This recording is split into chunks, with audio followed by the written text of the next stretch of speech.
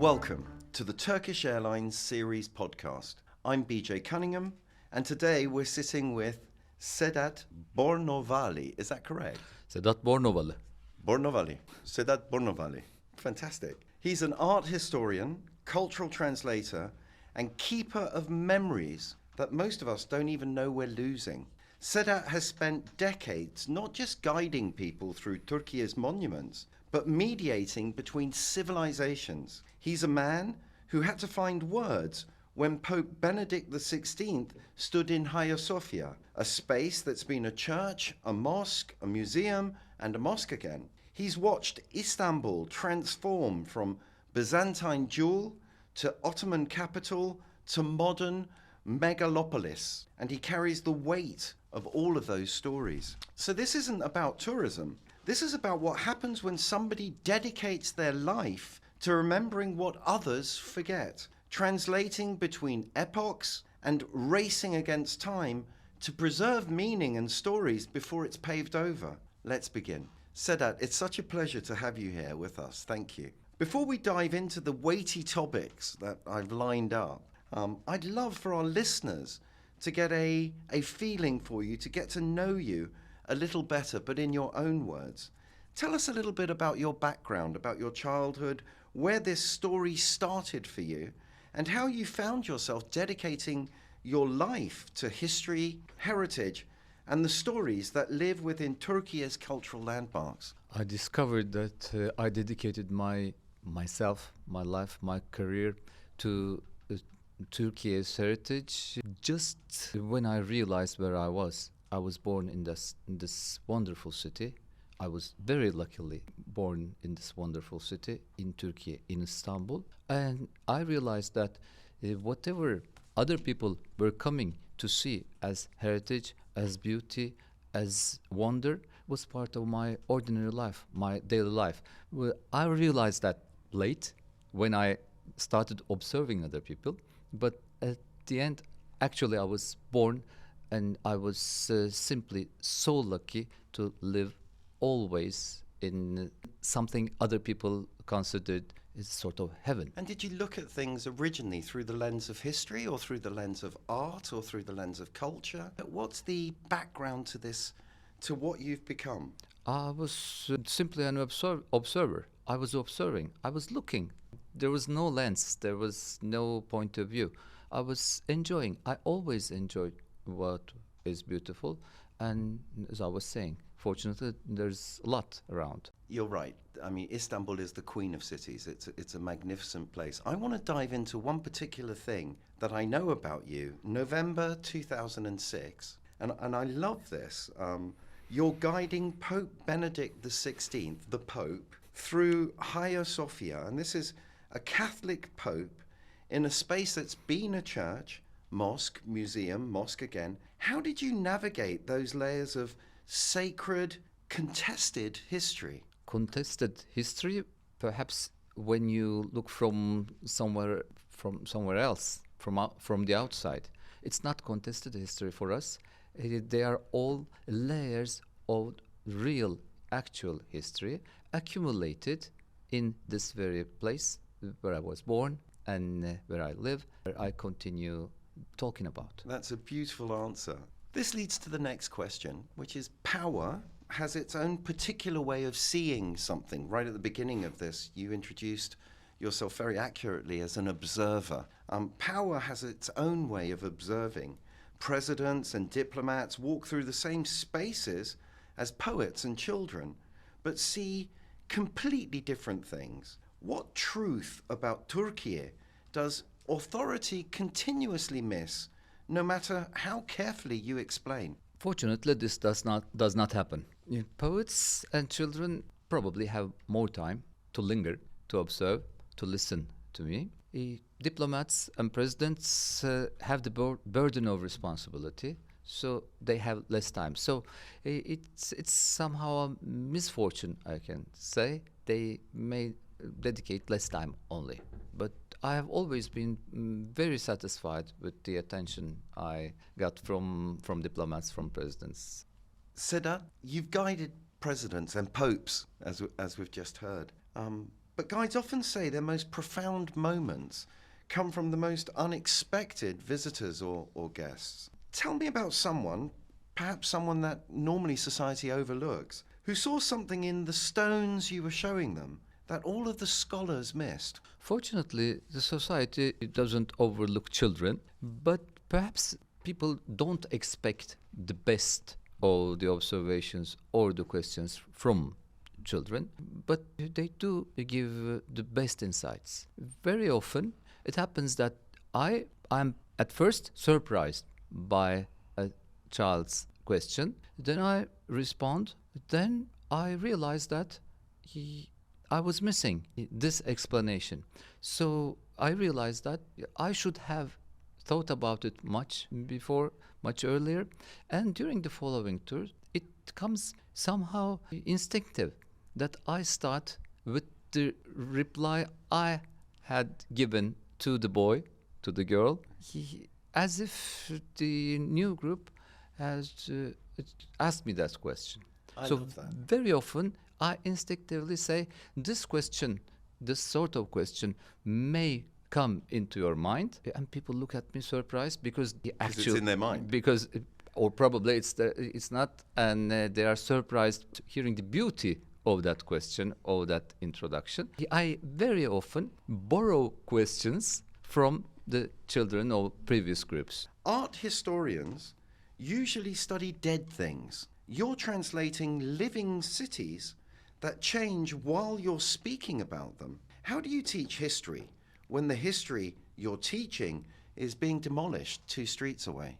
History is not being demolished. We may be losing some historic artifacts. That's normal. Nothing is eternal. Nothing is permanent. And in the meantime, we continue to discover new things. We make excavations. We discover archives. We digitize archives. We can access more knowledge. So I'm not a pessimistic person. Something changes, that's true. But history is all of this. History is not only the some stones that are not there anymore. So history changes. History evolves. History accumulates. This is an excellent answer, Sedat. Now, you wrote about Casa Garibaldi, worked on restoration. But for every building saved, how many disappear? What have you watched vanish from this great city, from Istanbul, that can never be recovered? Not just buildings, but ways of being, culture. I don't see any reasons to despair. At the end, there are churches built on temples. We cannot cry because we don't have the pagan temple underneath the Hagia Sophia anymore. As long as we continue building good habits, nice buildings, and a strong future, something will disappear, other things will come. So it's not about nostalgia. It's not nostalgic. It's actually about what's real, what's here, what's now, and what will be. I mean, nostalgia exists and may exist for every single thing we lost. But we know nothing will be eternal. So every guide has that one detail that's not in any guidebook. It's a special piece of knowledge that they carry that transforms how people see a site or a monument. What's yours for Hagia Sophia? The fact that makes tourists stop and wake up. Hagia Sophia is full of legends, and people hear about these legends before coming to visit it. And in my opinion, it's the very moment when they realize that the concrete, the solid building, the actual building, is actually, with its truth, is much more extraordinary than the legends invented around it. Beautiful. Do you ask your visitors to put their iPhones away? You know, like when you're in school and you're told, put your phones away. I don't even do that at the university. I say they're free. They may use their phones inside the classroom. Then they put it away more easily. Instead of imposing, it's better to try to attract their attention. And in any case, they take pictures. People like taking pictures. So that's a great answer. Now you're translating between Ottoman Turkish, Byzantine Greek, modern Turkish, tourist English, not just languages, but entire worldviews. What concepts exist in Ottoman consciousness that modern minds literally can't grasp? One of the things I like most in Ottoman tradition, in Ottoman social habits, is that if there is an issue, not only the guilty person, but also the others who tend to articulate the issue publicly are guilty. It's ayıp, it's shameful to talk about ugly things, issues loudly. So the tendency must be to solve the issue instead of what we love a lot today. We like complaining, complaining and blaming. Okay. So you have to disguise, you have to cover the problems and solve them in a silent way instead. That's beautiful. And has that disappeared from modern Turkish culture, or is that still rooted? It is still rooted in traditional families, in traditional parts of the society. Now, Turkish Airlines connects more countries than any other carrier, bringing millions of people through Istanbul every year. But connection isn't comprehension. How do you make someone from Ohio understand that the Bosphorus means, how do you, in 3 hours, when it takes a lifetime to understand this, how do you explain it? Connection, anyway, is a great beginning. Without connection, you don't reach anywhere. Connection is indispensable. So it's a great start. Sometimes even a transit passenger, just having an idea of Istanbul gets the desire to come back. Very often, being obliged to use Turkish Airlines because it's the best carrier between a point in the world and another one, it creates the desire. I notice at the airport in Istanbul, there's a museum. Suddenly I understand why there's a museum. It's to create that connection and start a conversation so that Turkish Airlines can bring these passengers back. It's a great museum, and the transit passengers are even luckier than some of the locals because there are very beautiful, very important pieces that temporarily are exhibited in the airport, so they are not accessible by the locals. Sedat, thank you. I never really thought about it that way. I thought it was incongruous to have a museum at an airport. Now, Turkish Airlines connects more countries than any other airline in the world. From your perspective as a cultural guide and art historian, what does this kind of global connectivity mean in today's divided world? Can a flight path become a form of cultural diplomacy? Definitely so. I can say before Turkish Airlines was so large a company, before Turkish Airlines connected so many countries, I heard about, even myself, I heard about other countries thanks to their airlines. So sometimes the only thing we know about a country, about a small country, is their airlines. And as far as I heard from many people, it may be the best known thing about Turkish Airlines. Yeah, you're exactly right. And in fact, it's not just an airline. It's often a flying ambassador for Turkey, offering travelers their first glimpse of the country's hospitality, culture, landscape. How do you see Turkish Airlines' role in shaping global perceptions of Turkey? It is crucial and it works perfectly. And even my former clients, former tourists, former visitors, after having visited Turkey, very often fly Turkish Airlines and send me selfies on Turkish Airlines visiting other countries. Yeah, you're right. I mean, there's no better way to reach any other airline than, I mean, it is the meeting point of the world, the airport, and Turkish Airlines, is the place through which you can get anywhere. Plus, it seems that it constructs a bond. Now, Sedat, you must see the same mistakes, the same misunderstandings, the same Western projections onto Eastern spaces thousands of times, day after day.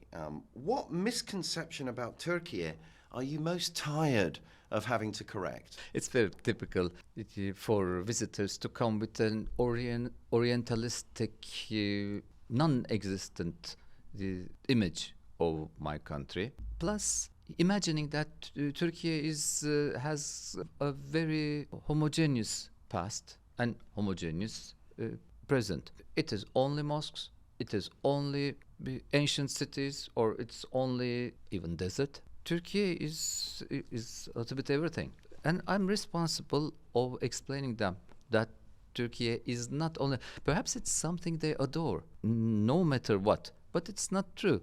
I mean, it's not only that slice, but Turkey is much more. Okay, I want to talk now about the race against forgetting, the race against loss of these treasures that we have culturally, all of us. UNESCO preserves monuments, but you're preserving memory. It's a different thing. It's harder to catalogue, impossible to restore. What knowledge will die with our generation, with your generation of guides, that no amount of preservation can capture?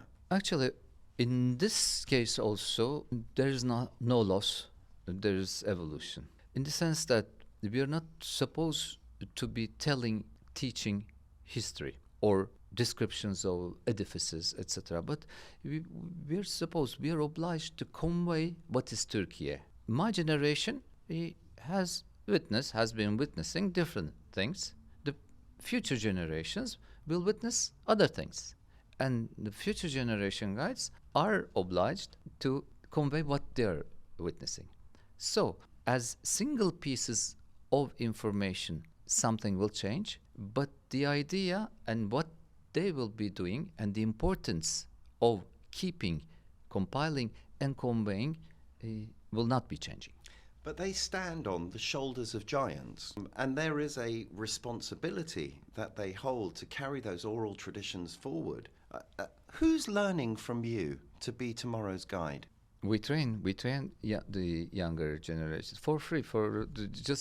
We train our successors only for the pleasure of conveying or transmitting what we've learned. So oral tradition remains. Istanbul changes faster than most ancient cities. I mean, Rome is an ancient city. London, I suppose, it hasn't got the depth of history. Londinium, you know, we could claim it's an ancient city. In any case, it's an ancient Yeah, exactly. city. But Istanbul changes faster than most ancient cities. Every morning, something's different. Every time I come to Istanbul, I see a new story emerging. A building's gone, a neighborhood's transformed, something's built. How do you guide through a city that's simultaneously eternal as well as ephemeral? My duty is to convey what there is. So I keep compiling, I continue to observe, to witness, and to tell about what it is. So I don't look for the changes, I notice the changes, or I accumulate without noticing anyway. And every time I start telling about my city, I'm sure I convey what I accumulated. You're an intellectual in an Instagram economy.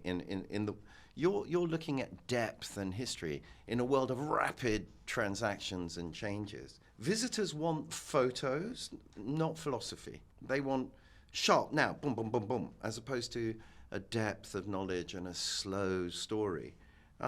How do you smuggle depth past the selfie stick? You know, how do you make or have you made peace with the sacrifice? To smuggle the philosophy and the real history is the correct definition, the correct description. We are anyway friends with the visitors.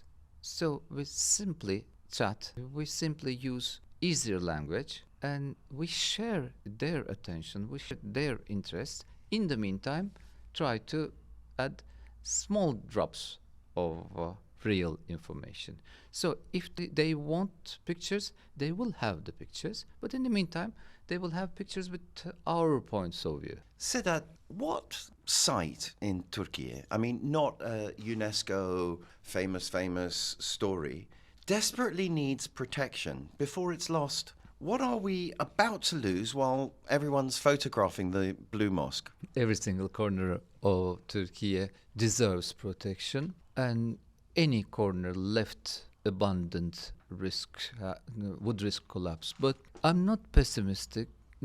As we were saying, nothing is eternal, and we've been discovering much more than we could ever imagine. So something is going lost, but many more things are being discovered. If we don't lose this enthusiasm for discovery, for history, I'm sure we will gain more than we would lose. I love that. I love the fact that you're not wedded to the past, but really a transcriber of the past. And I'm also hearing in this there is a necessity for presence as well as the opportunity to actually script it in terms of words. The two are different. One is capturing something in prose, and the other is experiencing it personally in the moment, in the place. Yes, exactly. That is what I'm trying to do, to share, to convey what I witness, what I feel, having compiled and filtered what is the closest to truth. Sedat, if you could take one person, anyone, alive or dead, through Istanbul to show them what their legacy became, who would it be and what would you show them? You said to Istanbul, you didn't say I said to Istanbul. to Istanbul, you didn't say to today's Istanbul. No, Therefore, today's Istanbul. You did not say so. Okay. So Okay, you go ahead. I would bring Constantine the Great, the refounder of the city of Istanbul, to the Istanbul of 1454. Oh, that's great. Okay, good answer. The year after the conquest of the city, to show him that his vision was great and his idea of bringing the capital of the Roman Empire to Istanbul was perfect. His vision was shared even 1,000 years later, and even the sovereigns of the forthcoming centuries would share it, would follow it, and his city was in good hands. It is still in good hands. The city was embraced by following sovereigns, protected, used, and who was here, he was proud. Who is here is still proud of being in Istanbul. Okay, you've dedicated your life to memory in a city built on forgetting. Each empire erasing the last empire. Is preservation possible, or are we just slowing entropy? What's the point of remembering? In this city, in this country, in Istanbul, in Turkey, civilizations did not erase the previous ones. At most, they erased the power of the previous ones. This is not Carthage. It was not deleted. New layers living together. So we're getting richer and richer, I can say. Now, what's the point of remembering? What's the value of remembering? I have never lived in a place where remembering was not a virtue. So remembering is part of our daily life. So it's very difficult to attribute a further value to something that is part of my life, our entire life. It's an excellent answer. And in fact, with that answer in mind, someone somewhere out there listening to us now is going to be thinking about guide tours, is going to be thinking through the Istanbul you knew and the Istanbul they knew, describing it as ancient history. What do you hope they will remember about this moment, this city, Istanbul now, this civilization, the right here, the right now? What will they remember about us? They will remember Istanbul, hopefully.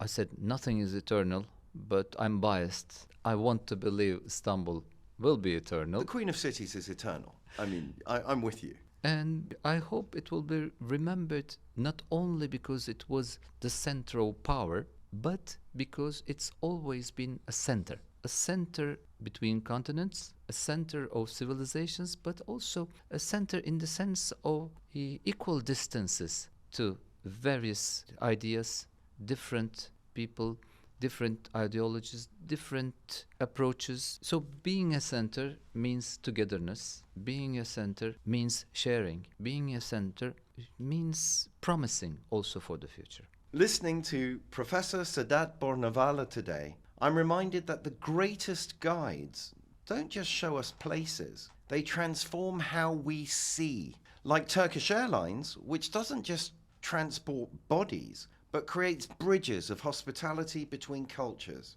Sedat turns tourism into pilgrimage, information into understanding, strangers into guests of history itself. He's not merely preserving the past, he's creating new ways to experience it, building fresh connections between ancient stones and modern souls. In his hands, guiding becomes performance art, where every tour is an unrepeatable masterpiece of timing, revelation, and the kind of Turkish grace that makes even difficult truths feel like gifts. In a world that moves too fast to remember yesterday, Sedat reminds us that joy lives in the details, wonder hides in the familiar, and the best stories are the ones that make us see our own stories differently. Thank you for joining us. If today's conversation awakened something, perhaps the desire to experience history as living presence